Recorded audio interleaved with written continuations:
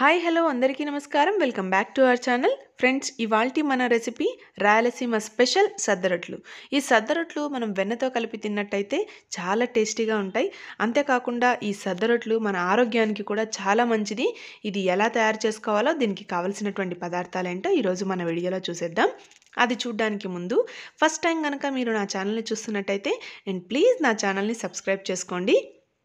ఇప్పుడు ఇవి ఎలా తయారు చేసుకోవాలో చూసేద్దాం.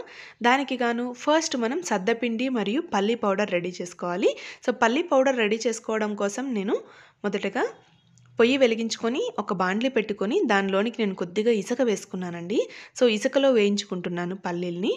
ఈ విధంగా ఇసుకలోనికి పల్లీలు వేసుకున్న తర్వాత వీటిని ఫ్రై చేసుకోవాలి. ఈ విధంగా ఇసుకలో వేయించుకోవడం వల్ల మనకి పల్లీలు తెల్లగా రావడమే కాకుండా చాలా టేస్టీగా క్రిస్పీగా కూడా వస్తాయి. మీకు ఈ విధంగా అవైలబిలిటీ లేనట్టయితే మీరు నార్మల్గా స్టవ్లోనే ఫ్రై చేసేసుకోవచ్చు. చూడండి, ఈ విధంగా వేపుకున్న తర్వాత వీటన్నింటినీ తీసేసుకుంటున్నాను. తీసేసిన తర్వాత నేను ఒక జల్లెడ తీసుకొని దానిలోనికి ఈ ఇసుక పల్లీలు రెండు వేసి ఒకసారి జల్లించుకుంటున్నాను. ఈ విధంగా జల్లించుకుంటే పల్లీల్లో ఉండే ఇసుక మొత్తం కిందికి పడిపోతుంది. సో చూసారు కదా, ఇప్పుడు పల్లీల్ని మనం పక్కన వేసుకొని బాగా చల్లారబెట్టుకొని చల్లారిన తర్వాత పొట్టు తీయకుండానే వీటిని బాగా పౌడర్ చేసుకోవాలి. చూడండి, నేను ఈ విధంగా పౌడర్ చేసుకున్నాను. ఈ విధంగా వేయించుకోవడం వల్ల మనకి చాలా టేస్టీగా కూడా ఉంటాయి పల్లీలు. ఇప్పుడు నేను సద్దపిండి తీసుకుంటున్నాను. సద్దపిండి మీకు మామూలుగా సూపర్ మార్కెట్లో కూడా దొరుకుతుంది, లేదంటే సద్దలు తీసుకొని మీరు మిషన్లో అయినా పిండి పట్టించుకోవచ్చు. ఈ సద్దపిండిని మనం కొల్చుకొని తీసుకోవాలి కాబట్టి నేను ఇక్కడ పావు తీసుకున్నాను. మీకు ఈ పావు అవైలబిలిటీ లేనట్టయితే మీరు గ్లాస్తో అయినా కొల్చుకోవచ్చు. సో చూడండి, ఈ విధంగా ఒక పావు నిండుకు తీసుకొని ఇంకొక బౌల్లోనికి వేసుకుంటున్నాను.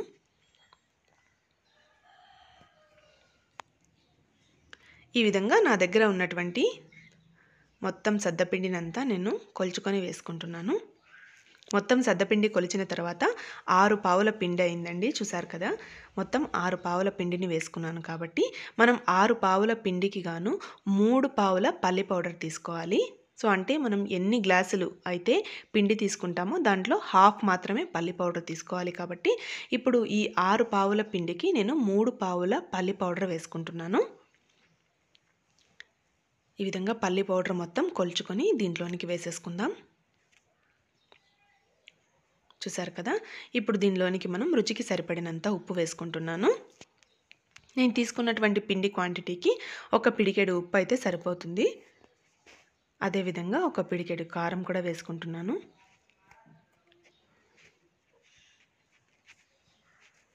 తర్వాత జీలకర్ర కూడా వేసుకుంటున్నాను.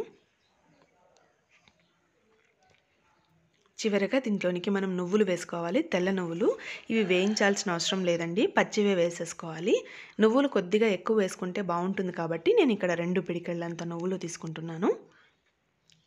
ఇవన్నీ వేసేసుకున్న తర్వాత ఈ పిండిని మొత్తం ఒక్కసారి బాగా కలిపేసుకోవాలి. ఇవన్నీ కలిసిపోయేలాగా పిండిని కలిపేసుకుందాం. చూసారు కదా, ఈ విధంగా మొత్తం పిండినంతా కలిపేసుకున్న తర్వాత ఇప్పుడు ఇంకొక చిన్న గిన్నె తీసుకొని దానిలోనికి కొద్దిగా పిండిని వేసుకుంటూ దానిలోనికి మనం గోరువెచ్చగా ఉన్నటువంటి నీటిని తీసుకొని ఆ గోరువెచ్చటి నీటితోనే ఈ పిండిని మనం కలుపుకోవాలి. పిండిలోనికి ఒకేసారి వాటర్ వేసేయకుండా కొద్దిగా నీళ్లు వేసుకుంటూ పిండిని కలుపుకోవాలి.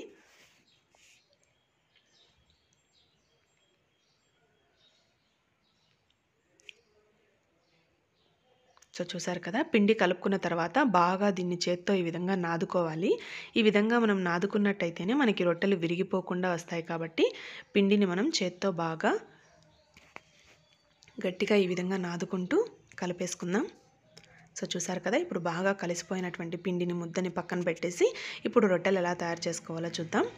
ఇక్కడ చూడండి, నేను ఒక చిన్న ప్లాస్టిక్ పేపర్ తీసుకున్నానండి. ఇది మనకి అన్ని షాపుల్లోనూ అవైలబిలిటీలో ఉంటుంది, లేదంటే మీరు చపాతీ చేసే పీట మీద అయినా చేసుకోవచ్చు. ఇలాంటి పేపర్ లేదా కవర్ని తీసుకున్న తర్వాత దానిపైన కొద్దిగా పిండిని చల్లుకుందాం. తర్వాత ఇప్పుడు కొద్దిగా చపాతీ చేసే అంత సైజులో ఒక ముద్దని తీసుకొని ఈ విధంగా దీనిపైన చేత్తో కొద్దిగా ప్రెస్ చేసుకున్న తర్వాత చపాతీ ఒత్తేటువంటి కర్ర తీసుకొని దాంతో మనం చపాతీలాగా చేసేసుకుందాం. దీన్ని గట్టిగా ప్రెస్ చేయకూడదు, ఎందుకంటే పిండి చాలా స్మూత్గా ఉంటుంది కాబట్టి ఎక్కువ ప్రెషర్ ఇవ్వకుండా లైట్గా మాత్రమే వీటిని ఇలా చపాతీలాగా తిక్కేసుకున్న తర్వాత మళ్ళీ చివరగా చేత్తో ఒకసారి మనకి రౌండ్ నీట్‌గా రావాలి అన్నప్పుడు ఈ విధంగా చేత్తో కూడా కొనలన్నింటినీ ఒకసారి ఈ విధంగా చేత్తో తట్టుకున్నట్టయితే మనకి రొట్టె బాగా వస్తుంది.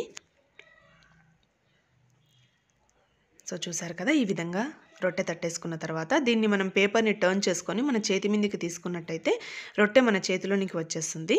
సో ఇప్పుడు కాల్చుకోవడం కోసం నేను ఒక పెనం పెట్టుకున్నాను. వీటిని నేను పొయ్యి పైన చేస్తున్నానండి. పొయ్యిలో చేసుకున్నట్టయితే మనకి చాలా రోజులు నిల్వ ఉంటాయని ఈ విధంగా నేను చేస్తున్నాను. మీకు ఈ విధంగా అవైలబిలిటీ లేనప్పుడు మీరు స్టవ్లో అయినా కూడా చేసుకోవచ్చు. సో చూసారు కదా, ఈ విధంగా పెనం పైన వేసుకున్నటువంటి రొట్టెని నిదానంగా మనం టర్న్ చేసుకుంటూ రెండు వైపులా దీన్ని బాగా కాల్చుకోవాలి. ఇవి చాలాసేపు వేయించుకోవాలండి, లేదంటే మనకి రొట్టెలు మెత్తగా వస్తాయి. రొట్టెలు మనకి క్రిస్పీగా ఉండాలంటే సో బాగా వేయించుకోవాలి. చూసారు కదా, తయారైపోయినటువంటి రొట్టెని పక్కన పెట్టేసి అదేవిధంగా తయారు చేసుకున్నటువంటి ఇంకొక రొట్టెను కూడా వేశాను.